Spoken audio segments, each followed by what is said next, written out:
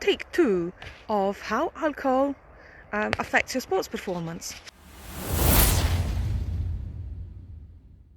I read an article today that came through from the good people at Fitness Genes, the company that I use to do my DNA testing, and it was all about how alcohol affects your sports performance. And this is important for people my age and above because of how subtle this effect is, not just on your physical performance, on the sports performance itself, but on your mindset and the ability to remain motivated throughout your journey. So these studies were carried out were done on a bunch of young, fit male athletes. So you think, ooh, how does that apply to me? It does, because so it's usually, apart from the usual thing, obviously alcohol dehydrates you, it makes you depressed, and also it obviously impairs. The more you drink, the worse you get. But what really struck out for me was the fact that the effects, these young, fit athletes felt the effects on the strength. The strength was impaired up to 3 days after they drank a lot of alcohol. Now the problem with that is that this particular study doesn't actually relay the amount of alcohol these people drank in easy to understand unit measures, like how many pints of beer, or how many bottles of cider, how many glasses of wine, how many shots of vodka. It just tells you how many grams of alcohol in relation to each kilo of body weight.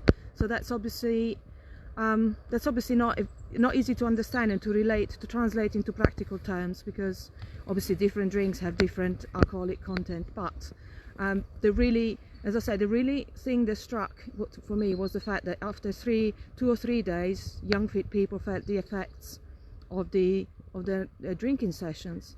Now for us a little bit older, and especially for those who perhaps are just starting out on a fitness journey, what that means is that as you're starting to do something that's perhaps a little bit outside of your comfort zone, your brain will try to tell you that it's not working, will always find for evidence to the fact that you're failing. And so say you have a big drinking session on a Friday night, then you go to the gym or on Monday or Tuesday, or you exercise at home, whatever it is you do. But you do that and suddenly you can't do anything at all. Your strength is just not there, because the alcohol sort of slowed down the progress you would have made after your previous training session. So your brain tells you, ha, there you go, you thought you were getting better, you put in all that effort last Friday, and now that it's Tuesday, you can't move for shit. And so that is the subtle ways, because then when that happens, you lose your motivation to carry on. And so that's how it usually works. So you take action, you do your workouts, you're working towards your goal, you see some results, you build the motivation muscle.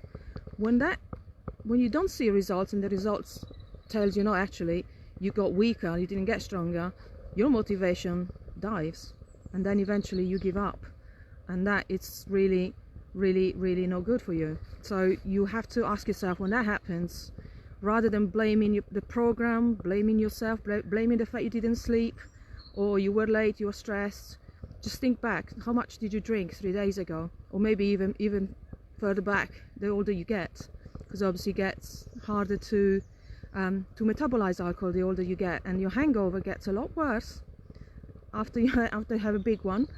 And obviously think about it, and also as you're getting older, you lose your muscle anyway, so you might as well be careful and not accelerate that process by drinking too much and affecting your growth and repair process. So there it is. Next time you go for a big one, think about when to train next, to make sure that you don't actually damage yourself and you keep on making progress, so that your brain, doesn't matter how much it looks for evidence that you're failing, it's only going to find evidence that you're actually succeeding.